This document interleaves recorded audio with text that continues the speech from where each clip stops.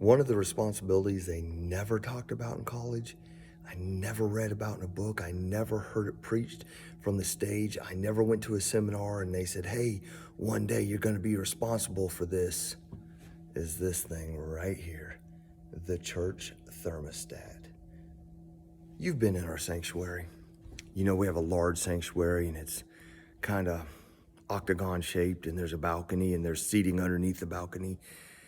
We have two thermostats that control our sanctuary settings. And for whatever reason, one of them is always hotter or colder than the other one. I don't know.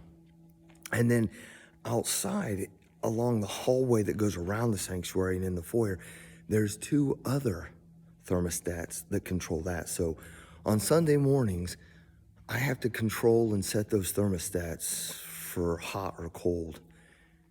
But again, in our sanctuary, because we have the open space, we have the balcony and the space underneath the balcony, there's no two places in the sanctuary that are the same temperature. Depending on where you sit, you're hot or you're cold. Our balcony gets really hot. And so to combat that, they turn on our ceiling fans. And then if you're sitting under the ceiling fan, you would think you would have the hot air blowing down on you, but then you start to get cold. As the pastor, I don't know how it happened, but it has been given to me to make sure that the temperature in our sanctuary is set to satisfy you. And in fact, Sunday, I had an older gentleman come up to me and said, you know, Pastor, it's starting to get colder out, and you need to remember, we're a lot older. We have some old people in the church that just gets too cold for them. And so as it's getting colder outside, make sure that the sanctuary is nice and warm for us when we come to church. In fact, Brother Bill, a couple weeks ago, left in the middle of service. It was just simply too cold for him.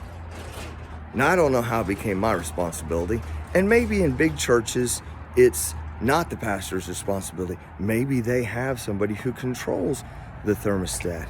But if you're in a small church like me, like a lot of pastors are, you're going to find yourself the keeper of the thermostat. I don't have an answer. I don't know what the magic temperature is. Wear a jacket.